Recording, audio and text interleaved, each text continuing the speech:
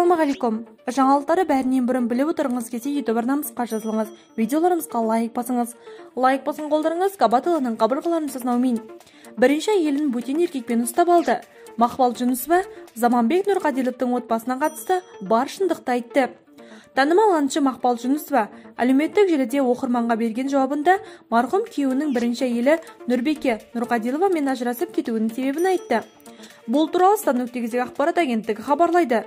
Зәкең әйелін басқа еркекпен ұстап алған, көзінің тірісінде басқа байда болды. Ол да қашып құтылды. Қызы да 5 пайға шықты деп жазған екен Мақпал Жүнісова. Өнер иесінің бұл мәлімдемесіне ашуланған саясаткердің қызы Құралай Нұрқадилова Мақпал Жүнісованы ашық түрде бопсалады. Мақпалдың мәлімдемесіне қатысты жекеме көп хаттар келді. Бұл әйелдің ұяты жоқ екен. Мен барынша үндемеуге тырыстым. Бірақ айтпасқа болмады. Менің анам қанша жыл үндемей келді. Бір сұхбат берген екен. Мақпалдың мұнысы ұят болды. Бекер бұлай істеді. Ол менің мінезімді біледі. Мен расымен қатты ашуланым мүмкін. Менің анам туралы бұлай айтқаны болмады. Менің анам әкемнің көзіне шөп салған екенміз. Бұл неткен бассыздық, дейді Құралай Нұрқадилова.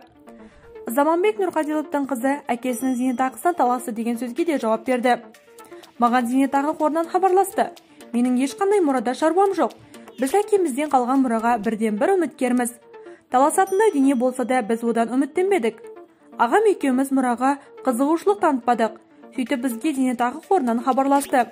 Олардың айтуынша, әкемнің атындағы ақша әр баласына тиесілі екен. Сондай-ақ оны қордан тек Қайрат қана алып кете алады екен.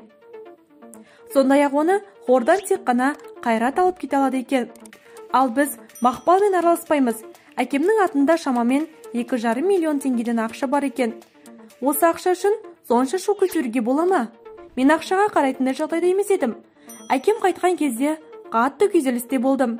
Оның үстіне әкем биліктілерге қарсы шыққан адам болғандықтан ағам екеумізде сол кездері ештеңе болмады. Ағам жұмысынан айырылды. Менің ел қатарлы жұмыс істеуіме мүмкіндік бермеді. Бізде тіпті жерлеу рәсімін өткізетін ақша да болмады. Біреудің отбасын бұзғаны аздай, бұл мәлімдемесі мені таңғалдырды, дейді Құралай Нұрқадилова. Құралай Нұрқадилованың бұл сөздерінен кейін әнші Мақпал Жүнісова сескеніп қалды. Мені қорқытпаңдар, сенің маған пышақ салғаныңды білетіндер тірі. Сол кезде марқұм әкең құтқарып қалған сені. Енді әкеңнің аруағын сыйла. Менің өміріме, қызыма қауіп төнген сияқты. Алла сақтасын, достарым, дұғауда болыңыздар, деп жазбада қалдырды Мақпал Жүнісова.